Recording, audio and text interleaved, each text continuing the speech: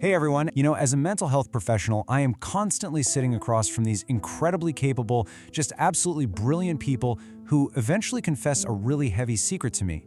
They are utterly exhausted. They tell me they feel less like a human being and way more like a human doing. If that hits home for you, if that's your lived experience, I want to validate exactly where you're at right now. Today, we're unpacking the architecture of the crisis-driven mind. We're going to look at the exact psychological and biological blueprints that make you operate the way you do, and more importantly, chart a real path toward genuine restorative rest. So, let's start here. Have you ever noticed that when everything is completely falling apart, you are somehow the steadiest person in the room? Think about it for a second. When a massive project deadline is completely crashing at work, or, I don't know, a pipe suddenly bursts in your kitchen, or a friend is having an absolute emotional meltdown, you don't panic. No way. You just effortlessly step up. While everyone else is running around losing their minds, you're already 3 steps ahead, quietly calculating the solution and just moving into action. You handle disasters beautifully. Okay, let's dive into this, because this is where the plot really thickens. On the left side, we see your absolute superpower. During a crisis, you're locked in, you're focused, calculating, completely action-oriented. But look at the right side. What actually happens when the crisis is over? When life finally gets quiet, instead of feeling relief, you suddenly get hit with this creeping sense of anxiety. You start waiting for the other shoe to drop, right? You find that peace doesn't actually feel relaxing. Peace literally feels like a threat.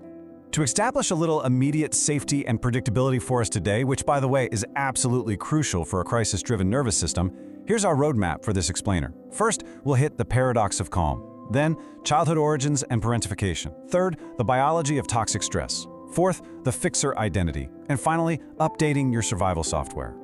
All right, Section 1, the paradox of calm. Why peace feels like a threat. To understand why a quiet Tuesday afternoon feels genuinely dangerous to you, we have to look at how your brain is actually interpreting the world. If you grew up in chaos, well, your brain simply doesn't trust safety. It assumes calm is really just the quiet before something inevitably blows up. So your brain triggers what's called a prediction error. This basically forces you to stay on high alert, just waiting for disaster to strike. Honestly, your brain might actually be pumping out more stress hormones on a perfectly quiet day than during an actual emergency, just because it's bracing for impact. And I really want you to hear this clearly. This is not a personality flaw. It's a brilliant biological survival adaptation. Your brain just doesn't trust safety yet. Now, what's really fascinating is how that prediction error totally dictates our behavior. Because calm feels so incredibly uncomfortable, you might find yourself actually sabotaging peace without even realizing it. Maybe subconsciously picking a fight with your partner, or overcomplicating a beautifully simple task at work, or just drifting back to familiar, chaotic environments. You do this just to get back to crisis mode, because for your nervous system, that's literally the only time your brain feels like it knows the rules of the game. Which brings us to Section 2, childhood origins and parentification, or skipping chapters of childhood. To really understand your hyper-capable adult self, we've got to trace this clinical history back to its roots. This usually forms between the ages of 7 and 17, when you probably had to skip a few chapters of being a kid. This stems from a psychological phenomenon called parentification. It's exactly what it sounds like. A child is basically forced to take on adult roles and responsibilities. Let's practice a little self-empathy here. Think back. Maybe you were the 9-year-old cooking dinner for your younger siblings while a parent worked late.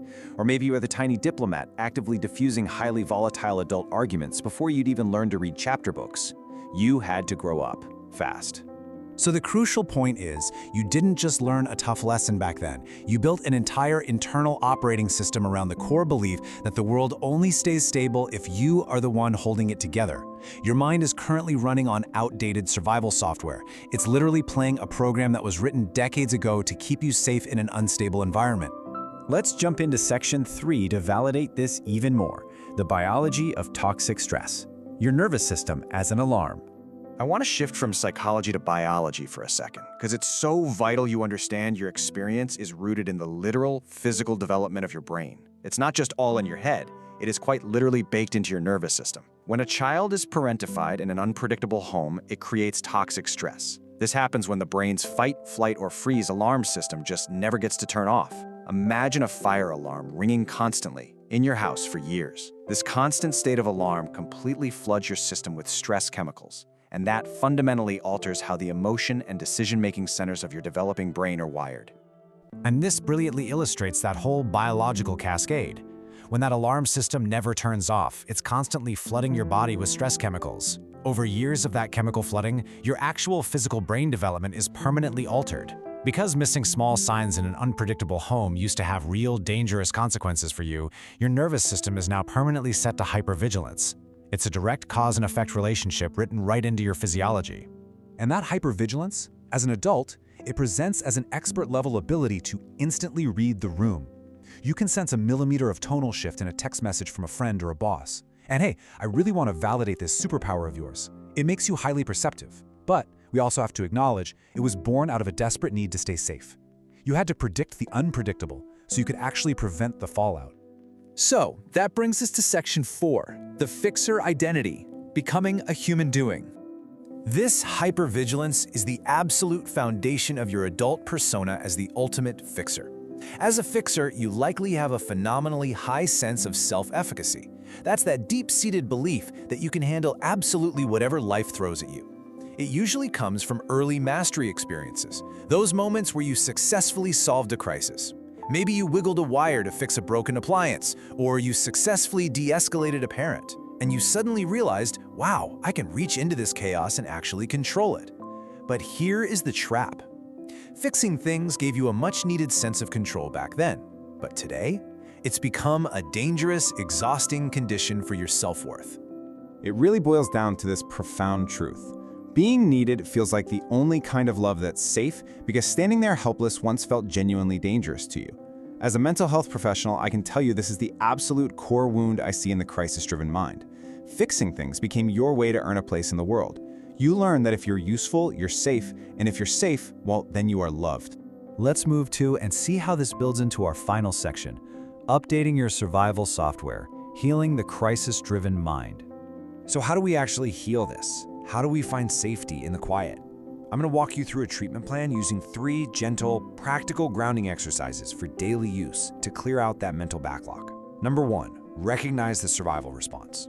When you feel that intense urge to control everything, just pause. Acknowledge that your hypercompetence was a brilliant solution to a problem you simply don't have anymore. Number 2, name it to tame it. When that midnight anxiety hits, gently tell yourself out loud, I notice I'm having a survival response right now. Saying it aloud actually physically shifts blood flow and energy away from your brain's fear center and back to your logical mind. It works. And number 3, give permission to grieve. Take a deep breath, slow down, and actively mourn the childhood where you could have been messy, needy, and irresponsible and still been deeply loved. I really want you to internalize this next part. Healing isn't about one massive, cinematic breakthrough where the credits roll and you're magically cured. Healing is about small, repeated, daily experiences of just doing absolutely nothing and realizing that the world didn't end. It's about retraining your nervous system to understand that you are profoundly worthy simply because you exist, not just because you're useful to the people around you. You are allowed to be a beginner at being taken care of. Let that sink in for a second. For the fixer, letting someone else help is terrifying. You're going to be clumsy at it. It's going to feel completely unnatural, but it is finally safe to let someone else take a turn at the wheel. You really don't have to hold the universe together anymore. So, I want to leave you with this question to chew on. Does your brain have a hard time trusting the quiet?